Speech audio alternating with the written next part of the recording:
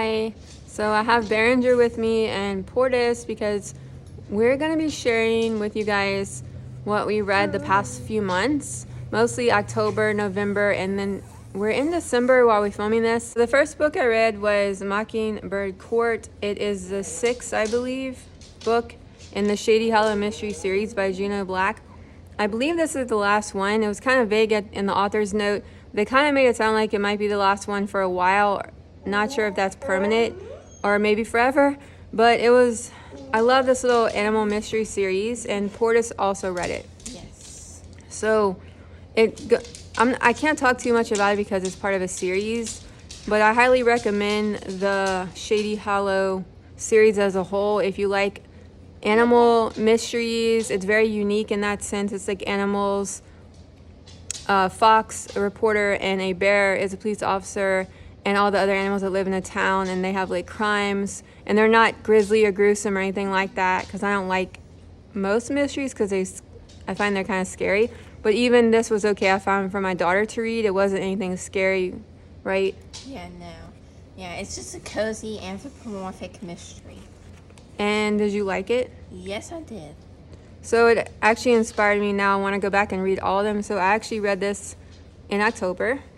And so the second book I read was Always Remember The Boy, the Mole, the Fox, the Horse, and the Storm by Charlie Mackesy or Mackesy. Okay, so this is a sequel, a part 2 to the first one, The Boy, the Mole, the Fox, and the Horse. And this is like a children's book. It is, I would say, a long picture book. It's absolutely gorgeous.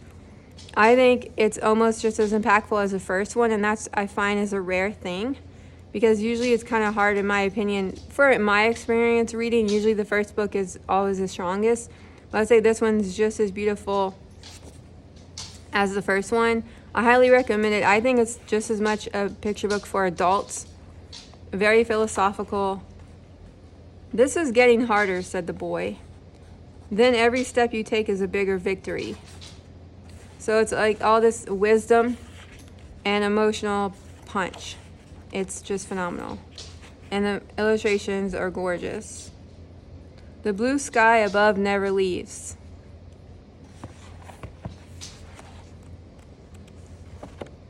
And Portis also read it. Yeah, it's a very pretty watercolor book. And, this I DNF'd. Sorry to tell you guys this in a second. This was Aubrey and Their Terrible Ute by Horatio Clare, I believe, illustrated by Jane Matthews. So this is a middle grade novel about a boy named Audrey, and his father has depression. And it uses some like kind of fantasy elements to kind of, I don't know if you call it fantasy, like magical elements to kind of go back and forth between like realistic fiction-ish. I just didn't connect with it because I don't usually show my DNFs, but I'm showing it because I love the fact that it tackles mental health in a way with a father-son, which I couldn't really relate. I couldn't relate in the sense that the father-son relationship, I don't have a father in my life, but it wasn't that. I just felt like the right person needs to read this book, and it wasn't for me. And it does have some illustrations, but if you're looking for a book about depression from a child to parent perspective, I think it could be a good book for you. But like I said, I'm just like so selective right now because I just don't have much time. Not that it's a bad book. And then this is Natalie Babbitt's Tuck Everlasting, the graphic novel, adapted and illustrated by Kay Woodman Maynard. So I'm almost finished it. I could have finished it quicker, but I just kind of wanted to like take my time. I love doing that with graphic novels. So Portis also read it. Yes.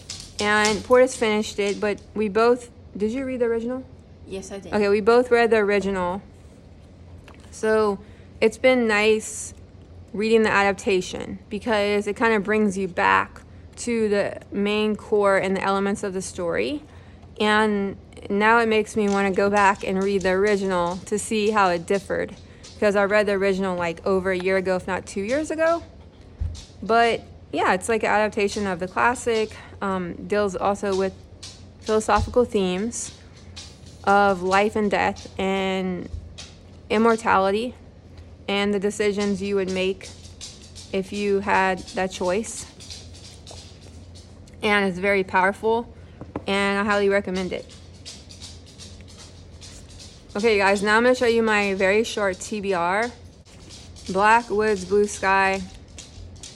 Eowyn? How you pronounce that, you think? Eowyn, Eowyn, Ivy, I-V-E-Y.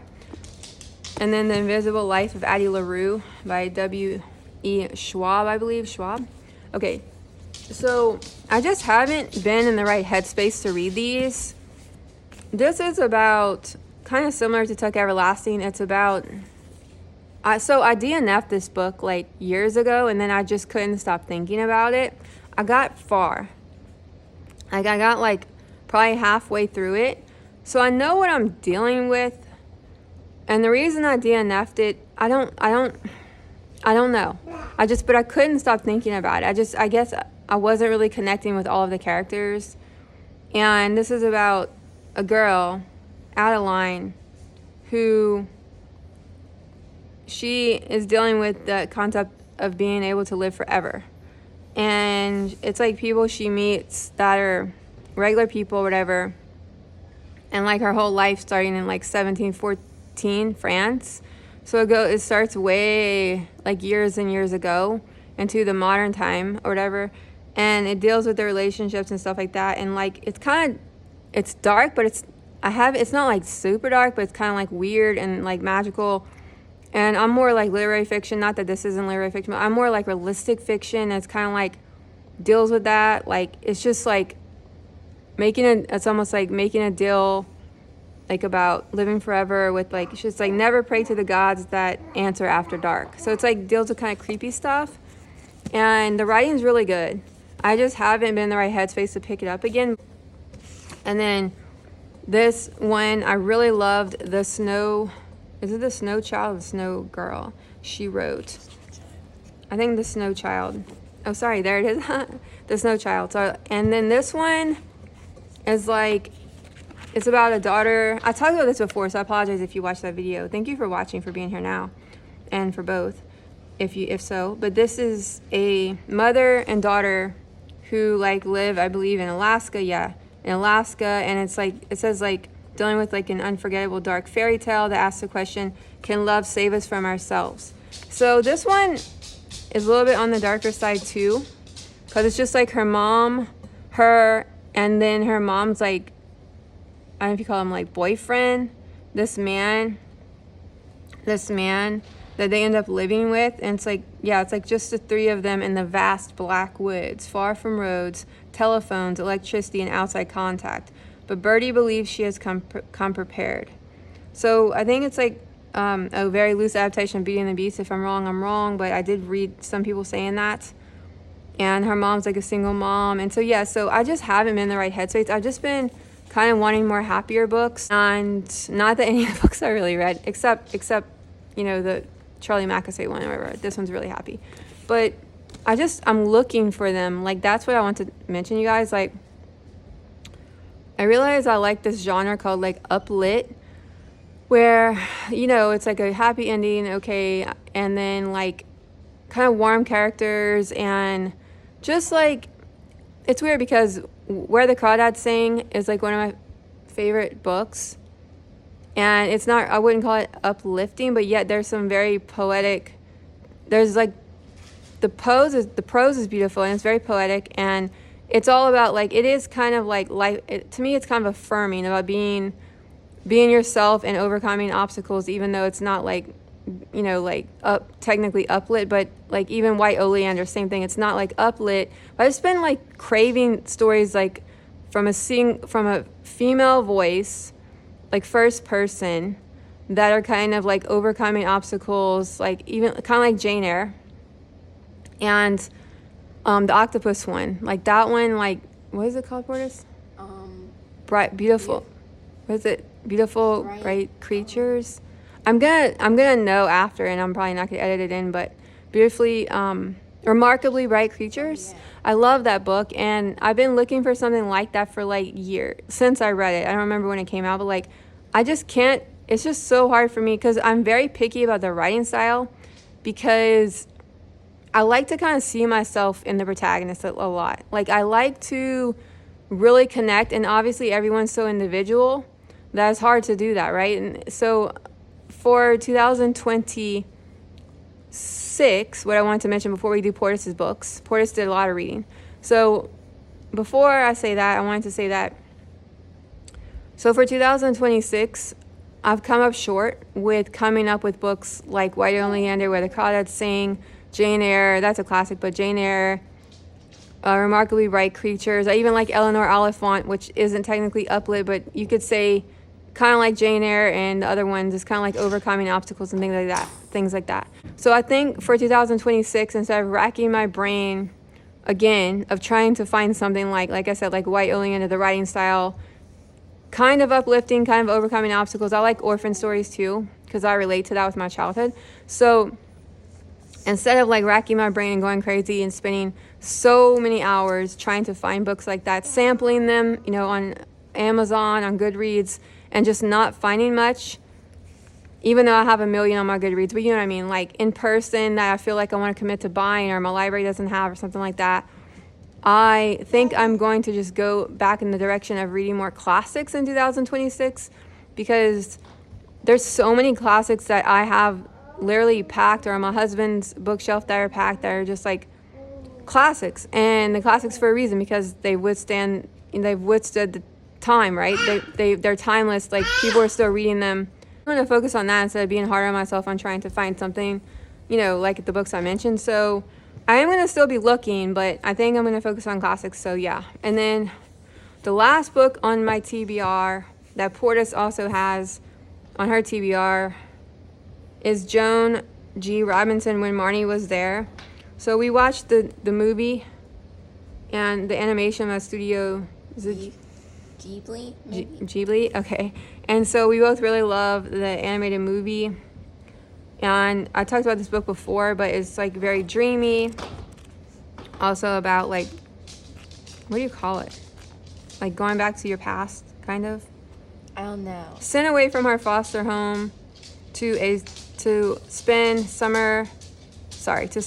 sleepy Norfolk village by the sea. She dreams her days among the sandhills and marshes. She never expected to find a friend like Marnie, someone who doesn't judge her for being ordinary, not even trying. So, yeah, it's kind of like dreamy, and it's hard to describe.